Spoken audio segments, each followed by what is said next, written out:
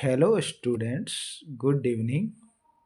आज मैं नन्हे मुन्ने बच्चे जो सिक्स्थ क्लास के हैं उनके द्वारा जो रिक्वेस्ट किया गया था कि हमारे लिए एक मॉडल पेपर डालना हाफ ईयरली एग्ज़ाम के लिए, उसके लिए मैं एक पेपर लेकर आया हूँ जो क्लास सिक्स्थ में पढ़ने वाले बच्चे हैं उनके लिए। बड़े ध्यान से वो लोग इस पेपर को हल करेंगे, सुनेंगे, समझेंगे कि क्या क्या बातें बताई गई है, क्या क्या हाफ ईयरली एग्ज़ाम में आएगी। उस पैटर्न पे बना हुआ, कोई ज़रूरी नहीं है कि ये पेपर आए आपके हाफ ईयरली एग्ज़ाम में, बट जैसा मैंने बनाया है इस पैटर्न का, यानी इसी तरह के क्वेश्चंस जो है आपके हाफ ईयरली एग्ज़ाम में आएंगे, चाहे वो ऑब्जेक्टिव टाइप के हो, चाहे फिल इन द ब्लैंक्स हो, टिक ऑफ राइट और रॉन्ग हो, या मैच द कॉलम्स वाले हो। जो भी मैंने इस वीडियो में डाले हैं वैसा का वैसा पेपर, यानी इसी पैटर्न का पेपर आपके हाफ ईयरली एग्ज़ाम 2024-25 सेशन में जो होने वाला है अब से कुछ ही दिनों बाद, उसमें आएगा। इसलिए बच्चों बड़े ध्यान से इस पेपर को सुनना है, समझना है। आपको यदि कोई दिक्कत आए किसी भी प्रश्न में, कहीं भी कोई वर्ड आपको समझ में नहीं आए, तो प्लीज़ कमेंट बॉक्स में टिप्पणी ज़रूर करना। मैं आपकी हर समस्या का समाधान करूँगा। और यदि आपने अब तक इस चैनल आलोक क्लासेस को सब्सक्राइब नहीं किया है तो सबसे पहले सब्सक्राइब कर लें, फिर मैं आगे बढ़ता हूँ। सब्सक्राइब इसलिए करना ताकि इस तरह की वीडियोस में और डालता रहता हूँ वो आप तक सबसे पहले पहुँच जाए, आप उसका फ़ायदा उठा सके। इसलिए वीडियो कैसा लगा वो कमेंट बॉक्स में टिप्पणी करना, लास्ट में दोस्तों के साथ शेयर भी करना वीडियो को, और लाइक करना नहीं बोलना है, सबसे पहला ये काम है, उसके बाद आगे बढ़ना है। चलिए हल करते हैं। ये half yearly exam related question है। All questions are essential to do. सारे प्रश्न करने, सबसे पहले ये नोट लगा हुआ है कि सभी प्रश्न करने, कोई भी नहीं छोड़ना है बच्चों। और कौन सी क्लास के लिए ये पता चल गया? छठी क्लास के लिए। चलिए क्वेश्चन नंबर 1 हल करते हैं। द वर्ड इंडिया, हमारे देश का नाम है ना बेटा, India, comes from the Indus, यानी ये इंडस जिसको सिंधु कहते हैं अपन, कॉल्ड सिंधु इन, कौन सी लैंग्वेज में सिंधु कहते हैं? एक लैंग्वेज है जिसमें इंडस कहते हैं और एक लैंग्वेज है जिसके अंदर सिंधु कहा जाता है। तो ये कॉल्ड सिंधु इन कौन सी लैंग्वेज में? वो है बेटा पर्शियन। यानी आपका यहाँ राइट आंसर क्या है बेटा? ए। क्वेश्चन नंबर 2 देखिए। The first animal to be domesticated was, पहला जो जानवर था जिसको पालतू बनाया गया, घरेलू बनाया गया, वो कौन सा था? वो हम सब फैमिलियर है, उससे परिचित है, वो था dog. The great bath is located at, यानी महान स्नानागार कहाँ पर मिला था बेटा? वो मिला था मोहनजोदड़ो में। यानी राइट आंसर आपका बी। आपको दूसरे आंसर, सॉरी, ऑप्शन बी अच्छी तरह से देखने हैं। जैसे फर्स्ट क्वेश्चन में क्या थे? पर्शियन, हालांकि आपका राइट हो गया ए सबसे पहले, इसलिए आपको, आपने पीछे वाले शायद देखे नहीं हो। देवनागरी, हिंदी, संस्कृत, ये भी ऑप्शन थे। क्वेश्चन नंबर 2 में देखिए। The first animal to be domesticated was the, आपका राइट आंसर हालांकि ए हो गया, इसलिए आपने शायद नहीं देखे हो, गॉट, काउ, सीप, बट आपको लिखना क्या है? ए। यानी फर्स्ट और सेकंड दोनों क्वेश्चन में ए राइट है। और थर्ड देखिए। The great bath is located at, महान स्नानागार कहाँ पर स्थित था? हड़प्पा में ना मोहनजोदड़ो में। यस हमने कर लिया पहले। कोट डीजी ना, और कालीबंगा ना। यानी यहाँ पे क्या राइट है आपका? राइट आंसर है बी। चलो आगे चलते हैं इससे। अभी हम चल रहे हैं चूज द अल्टरनेटिव वाले क्वेश्चन। इनाम गांव is situated on the river, यानी इनाम गांव कौन सी नदी पे स्थित है? नदी का नाम लिखना आपको। भीमा नहीं, सोन नहीं, घोड़, यस, घोड़ नदी पे स्थित है, और अंत में लिखा हुआ नर्मदा, ये भी गलत है। यानी आप क्या लिखेंगे कोष्टक में? आपका राइट आंसर क्या होगा? सी। फिर देखिए, the tax was fixed at 1/6 of what was produced by, यानी 1/6 टैक्स फिक्स था जो भी उत्पादित किया जाता था। उत्पादन कौन करते हैं? फार्मर, किसान। यानी आपका राइट आंसर फार्मर है। ये 5 प्रश्न जो थे वो 5 नंबर के थे विद्यार्थियों, एक एक नंबर का हर एक प्रश्न था और बड़े सरल से थे। सरल शब्दों में मैंने इसे आपको समझा भी दिया, आप इसको अच्छी प्रकार से हल करेंगे। चलिए, फिल इन द ब्लैंक्स यानी रिक्त स्थान वाले हल करते हैं। अब फिल इन द ब्लैंक्स में देखिए, द मैनस्क्रिप्ट्स आर प्रिजर्व्ड इन, इस खाली जगह में क्या लिखेंगे आप मैं लिख रहा हूँ यहाँ खाली जगह छोड़ी हुई है, इसमें आपको लिखना है लाइब्रेरी,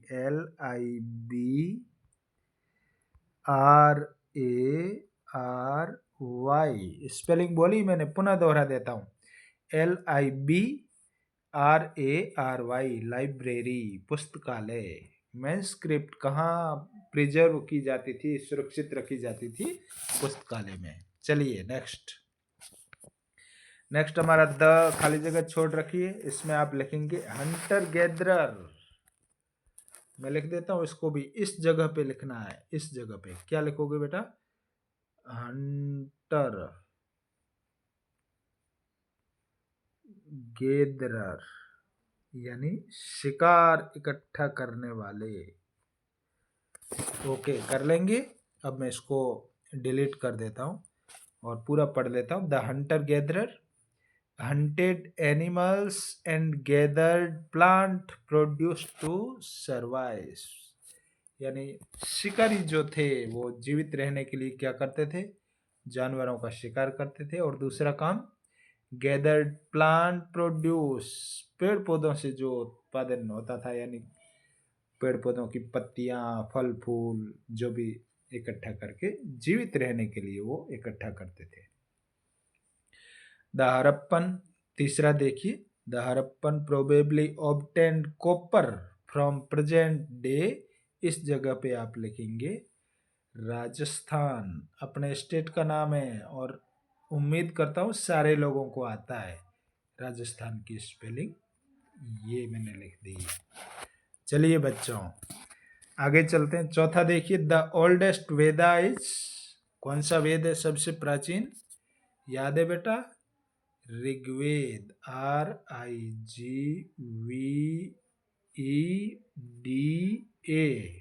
मैंने बोली स्पेलिंग पूरी, पुनः बोल देता हूँ, RIGVEDA, ऋग्वेद। ये सबसे प्राचीन वेद है हमारा। आगे चलते, अंतिम रिक्त स्थान देखिए, द टर्म दास या दासी, यानी दास दासी शब्द का मतलब क्या है ये पूछ रहा है। तो यहाँ पे आप लिखेंगे स्लेव्स, यानी गुलाम। ठीक है बेटा, समझ में आ गया होगा। छठी क्लास के छोटे विद्यार्थियों के लिए ये मॉडल पेपर बड़ा उपयोगी है, इसलिए ध्यान से एक एक शब्द को सुनेंगे अपनी कॉपी में। चाहे तो लिख सकते हैं, नहीं तो सीधा याद कर सकते हैं। मैच द फॉलोइंग मैं नहीं बताऊंगा, सबसे सरल प्रश्न है इसलिए आपको खुद को करना। मैं पढ़ लेता हूँ। ब्राह्मण्स पुराने जमाने में कौन होते थे? राजा होते थे, यानी ऐसे मिलाना है। विश्वामित्र कौन था? किससे मिलाना है? कॉटन क्या है? विश्वामित्र क्या है? फायर अल्टर्स क्या है? और स्टोन वेट क्या है? इन तमाम चीज़ों को आपको सामने जो ऑप्शंस कॉलम बी में दे रखे हैं ये, इनसे मिलाना है। कौन सा कहाँ मिलेगा ये आप अपनी बुक्स में देखेंगे। कहाँ देखेंगे? बुक्स में। आगे चलते हैं। इतने ही थे सरल से प्रश्न, 7 प्रश्न थे, बहुत थे। रिक्त स्थान हमने किए और कॉलम मिलाने वाले भी कर दिए हमने, चूज द अल्टरनेटिव वाले भी कर दिए। चलिए अब आंसर सारे आपको ढूंढने हैं बेटा, केवल क्वेश्चन मैंने डाले हैं और जहां मैं थोड़ा बहुत आपको हिंदी में बताऊंगा कि कौन से प्रश्न का क्या हिंदी ट्रांसलेशन है, उसके आधार पे आप लोग उत्तर ढूंढेंगे। Name the important river, along which people lived for several thousand years। यानी महान नदियों के, उन महत्वपूर्ण नदियों के नाम लिखने जिनके किनारे पर लोग पुराने जमाने में हजारों सालों से रहे हैं। उन नदियों के नाम आपको ढूंढना है। उनमें सिंधु भी होगी, उनमें नर्मदा भी होगी, बट आपको ढूंढ पता लगा के लिखना है। क्वेश्चन नंबर 9 देखिए बेटा। What are the two words that we often use for our country? हमारे देश के लिए हम किन किन नामों को काम में लेते हैं, वो नाम लिखने हैं। मैं बता देता हूँ यहाँ छोटा सा शॉर्ट में। हमारे देश को भारत कहते हैं, हिंदुस्तान, जम्बू द्वीप, आर्यावर्त, भरतखंड, इंडिया अंग्रेजी में कहते हैं। इतने सारे नाम हैं, उनमें से आप 2-3 नाम याद रख के स्पेलिंग आप चाहो तो मैं लिख लूं। भारत, BHARAT। इंडिया में नहीं लिखूंगा क्योंकि आपको आता है। हिंदुस्तान, हिंदुस्तान, और तीसरा इंडिया लिख देना। 3 नाम बहुत है। Name any two grain bearing grasses, यानी 2 घासों के नाम लिखने जिनसे ग्रेन यानी अनाज, अनाज से रिलेटेड 2 घासों के नाम लिखने, वो आपको खुद को लिखने। What was the 3 major categories of people in Harappan city? Harappa city में लोगों के 3 मुख्य कैटेगरी यानी वर्ग कौन से थे, वो आपको लिखने। Right the name of 4 Vedas, यानी समझ गए होंगे 4 वेदों के नाम लिखने। क्या करना है? वेदों के नाम याद आ गए होंगे। इनके मैं लिख देता हूं क्योंकि स्पेलिंग मिस्टेक करेंगे आप, हालांकि नहीं करेंगे क्योंकि किताब में देख के लिखना आपको, फिर भी मैं लिख देता हूं। पहला है ऋग्वेद, RIGVEDA, ऋग्वेद, यजुर्वेद, युजुर्वेद,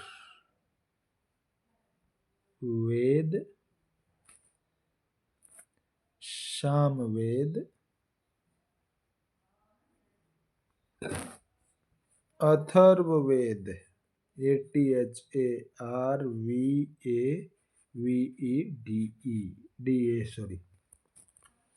स्पेलिंग बोल देता हूं। RIGVEDA यानी ऋग्वेदा, यजुर्वेद YUJURVEDA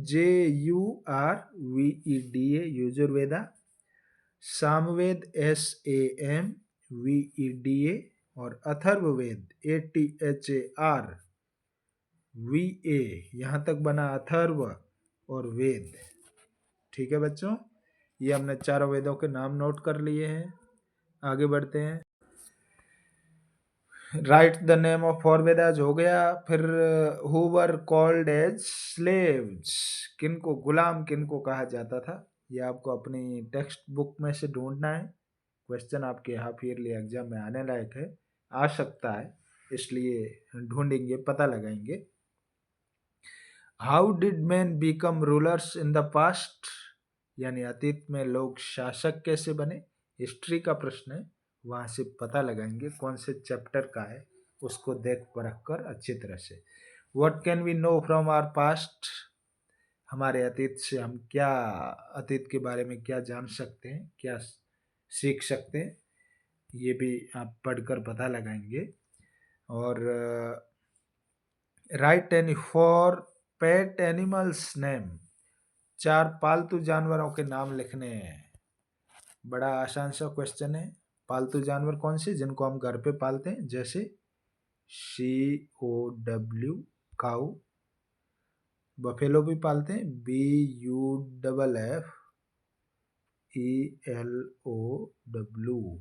बफेलो, और बकरी भी पालते हैं, GOAT गोट। ऐसे आप और जानवरों के नाम लिख सकते हैं। चलिए क्वेश्चन नंबर 16 हमने कर लिया। 17 देखिए, राइट एनी 5 कलर्स नेम, 5 रंगों के नाम लिखने जो भी आपको पसंद हो, फेवरेट आपके कलर हो। जैसे मैं लिख देता हूँ मेरे favourite, pink, green, blue, black और रेड। ये 5 कलर मैंने लिख ली। आप अपनी पसंद के लिख सकते हैं, कोई ज़रूरी नहीं है ये लिखना, लेकिन लिखेंगे। फिर राइट एनी 5 कंट्रीज नेम, 5 देशों के नाम लिखिए। ये भी क्वेश्चन डाला गया है, इसलिए 5 देशों के नाम लिखने हैं आपको। अपने देश का नाम इंडिया लिख सकते हैं आप, Pakistan, China, Nepal, Russia, Bhutan, America, England, Australia, New Zealand, Canada, Japan, ऐसे बहुत सारे, दक्षिण कोरिया, उत्तरी कोरिया, बहुत सारे देश है दुनिया में, अर्जेंटीना, ब्राज़ील, फ्रांस। उनमें से आप जो चाहें 5 नाम लिख सकते हैं। यदि किसी देश का नाम आप लिखना चाहें, स्पेलिंग नहीं आती है आपको, तो कमेंट बॉक्स में टिप्पणी करना, मैं लिखूंगा। और how are stone tools used in the past, अतीत में पत्थर के औजार कैसे काम में लिए जाते थे, उसका आंसर ढूंढ के लिखना आपको। और describe the drainage system of Harappan city, यानी हड़प्पा शहर में ड्रेनेज कहते हैं पानी निकासी, जो बस्तियों में पानी भर जाता था उसकी निकासी का सिस्टम क्या था, यानी किस तरीके से पानी निकाला जाता था, ये आपको ढूंढ के पता करके लिखना। ये 20 इम्पोर्टेंट क्वेश्चंस थे क्लास 6 के नन्हे मुन्ने विद्यार्थियों के लिए। बेटा अच्छी तरह से पढ़ना, समझना, बुक्स में ढूंढना है इन सारे प्रश्नों को। अपनी जो टेक्स्ट बुक है क्लास 6 के लिए, उसमें ढूंढना, जो चैप्टर्स आपको पढ़ाए गए हैं उनमें कहीं ना कहीं मिल जाएंगे। यदि नहीं मिलते हैं तो मुझे टिप्पणी करके बताना, मैं आपकी हर संभव मदद करूंगा। पुनः दोहरा देता हूं, अब तक जिन विद्यार्थियों ने मेरे चैनल को सब्सक्राइब नहीं किया है आलोक क्लासेस को, तो प्लीज़ कर लेवें, ताकि आगे भी आपको ऐसे और वीडियोस मिलते रहेंगे। वीडियो कैसा लगा कमेंट बॉक्स में टिप्पणी करना, लाइक ज़रूर करना है और अपने दोस्तों के साथ शेयर भी करना है। धन्यवाद।